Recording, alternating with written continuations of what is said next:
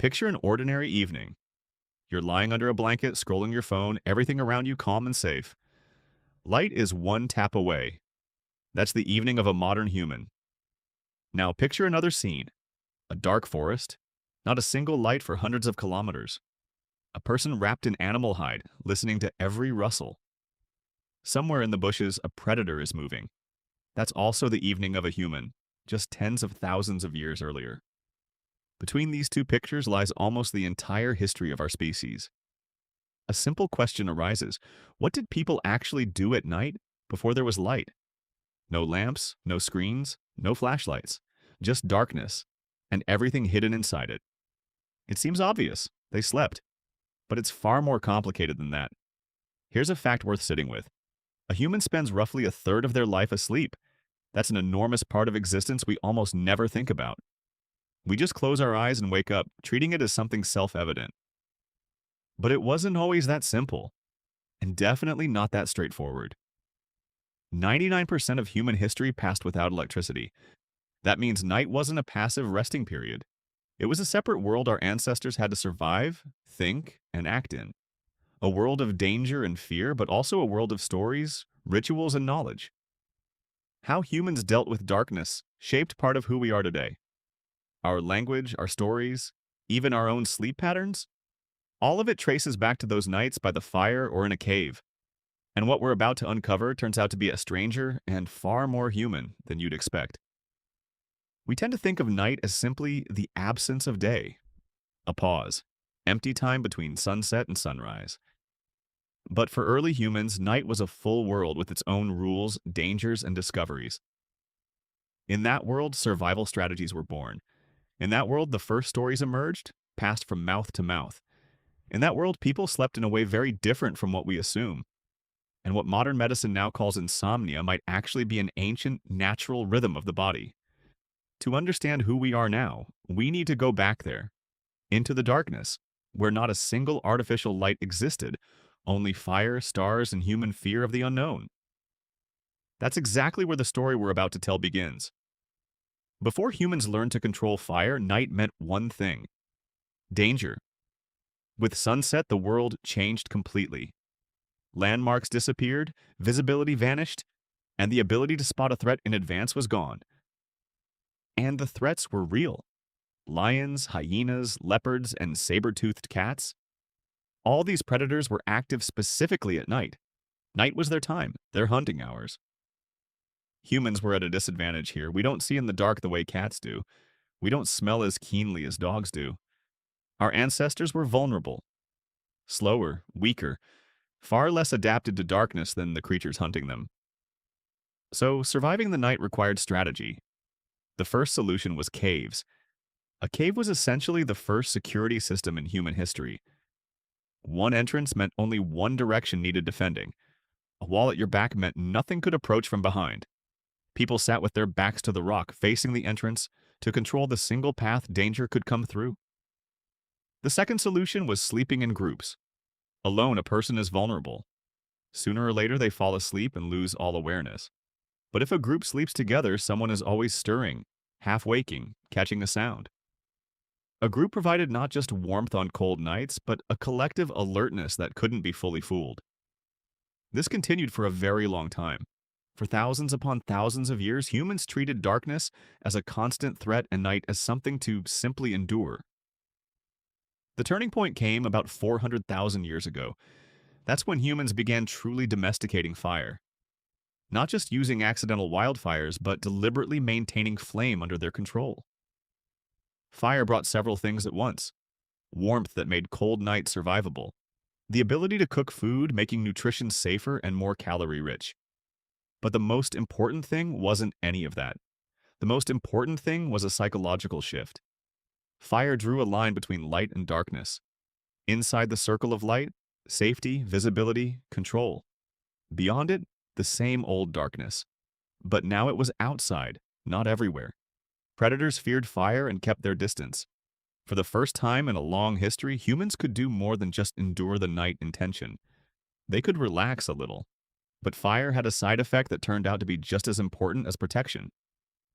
By the fire, you can't do the usual daytime tasks. It's too dark to hunt, gather plants, or work with your hands in the normal sense. Your hands are occupied only with tending the flame. And in that forced pause, people began talking to each other. This simple fact, and that there's nothing to do by the fire except talk, led to the next major turning point in human history. When there's nothing to do by the fire, hands are free and attention is fixed on the flame. Conversation begins. And that conversation turned out to be no accident, but a crucial part of how humans were shaped. Researchers have studied modern hunter-gatherer societies that still largely preserve a way of life close to that of our distant ancestors. Among them are the Kung Bushmen and the Hadza people of Africa. Researchers recorded and analyzed what these people talked about during the day versus at night. The difference turned out to be striking. During the day, conversations were almost entirely practical. Who spotted prey where to find water, who argued with whom, what needed doing around camp. Ordinary, everyday topics necessary for survival and organizing daily life. But at night, by the fire, everything changed. Stories appeared. Myths, legends, tales of ancestors, explanations of where the world came from and why things are the way they are. The numbers confirm this vividly. During the day, stories make up only about 6% of conversations. At night, by the fire, that number jumps to 80%. That's not a small difference. It's almost a complete shift in the type of communication. By day, people solve problems. By night, they tell stories. Why does this happen? During the day, attention is scattered. You have to watch for danger, work, move, handle immediate tasks. But at night, within the circle of firelight, attention narrows and concentrates. There's little else to do besides listen and speak. A form of communication emerges that resembles theater or cinema in its most primal sense. In this comparison, the fire plays the role of a kind of movie theater. The flame flickers, sets the mood, draws the eye. The storyteller becomes a kind of screen. The person through whom the tribe experiences stories, emotions, and events, the storyteller themselves may never have witnessed, only heard from the generation before. This is how, mouth to mouth, by the fire, knowledge was passed down. Stories became something like civilization's hard drive in an age before writing existed. There were no books, no records, only memory and spoken word, repeated night after night, generation after generation. Through these stories came rules of behavior, warnings about dangers, explanations of natural phenomena, moral norms, everything that helped the group survive and stay united. From this comes a bold but well-grounded thesis. Fire may have been the catalyst for the development of language. Evening conversations by the fire may have developed the capacity for empathy. Because for a story to move a listener, the storyteller had to learn to convey feeling, not just fact. And this is how cultural memory took shape. The thing that allows human society to exist, not just in the moment, but to remember its past and pass it forward. In other words, fire didn't just warm the body, it may have been one of the conditions that made us human in the fullest sense of the word. Today, almost everyone assumes normal sleep means 8 uninterrupted hours straight through from evening to morning.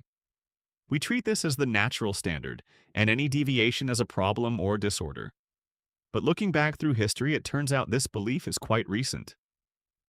Historian Roger E. Kirch spent years studying how people slept before artificial lighting existed.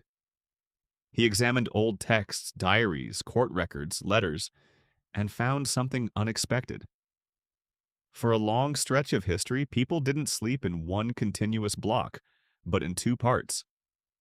This is known as first sleep and second sleep.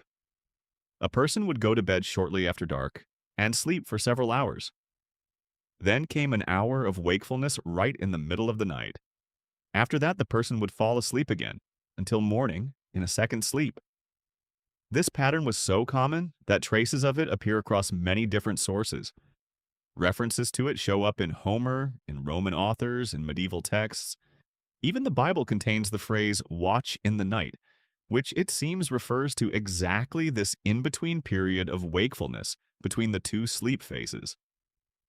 So what did people do during that hour awake in the middle of the night? There were many options, and all of them fit the calm, quiet rhythm of night. Some prayed, some reflected on a dream they just had, trying to understand its meaning. Some couples spent that time together, in intimacy. Some got up to tend the fire, which had to stay alive until morning. And sometimes people even visited neighbors. An hour of nighttime wakefulness was ordinary enough not to raise eyebrows. It was a calm, quiet time. No rush, no pressure, no need to force yourself back to sleep immediately. So why did this pattern disappear? The answer is simple. Artificial lighting, once candles came. Into widespread use and later electric lighting, the human daily rhythm shifted.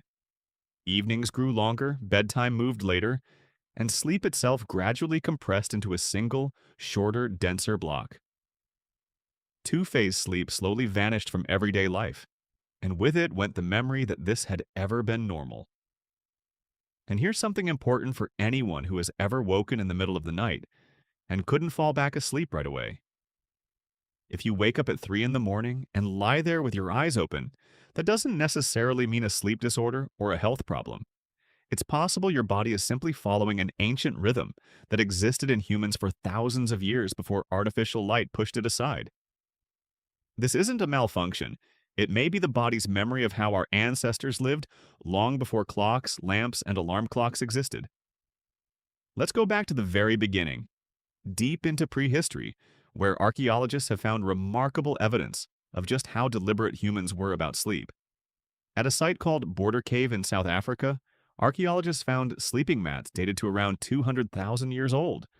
But the most interesting part isn't the mats themselves. It's a layer of ash found right beside them. Researchers believe this ash was deliberately scattered around the sleeping area to repel insects. Essentially, this is a simple but deliberate protection system.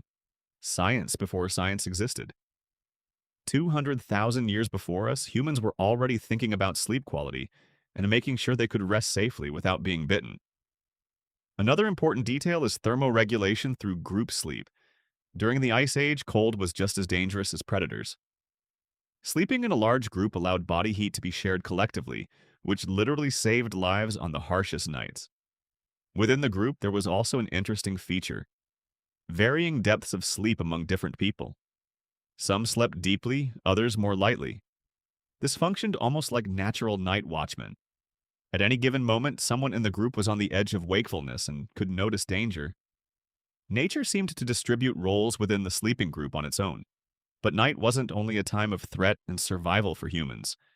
Over time, it also became sacred, a time filled with meaning. The Maya built observatories to track the movement of Venus across the night sky, linking these observations to their religious and calendar systems. In Mesopotamia, priest astrologers studied the stars at night to predict events and interpret the will of the gods. In Polynesia, navigators used the stars as a map, guiding themselves across thousands of kilometers of open ocean, with no compass, relying only on their knowledge of the night sky. In Zimbabwe, blacksmiths worked specifically at night because the color of red-hot metal could only be judged accurately in darkness. In daylight, the differences in shade were invisible, and that judgment determined the quality of the finished piece. In Oman, irrigation was carried out at night. Less water evaporated in the dark, and water distribution between households followed a strict nighttime schedule. And the Vikings built special lamps to continue parts of their work and daily life even after sunset in the harsh conditions of the north. All of this points to one important truth. Night was never emptiness, never just a pause between 2 days. It was a complete world with its own rules, its own science, its own rituals, and its own wisdom, accumulated over thousands of years. Today we turn on light with a single tap and barely think about darkness at all. But inside us, an ancient rhythm still lives.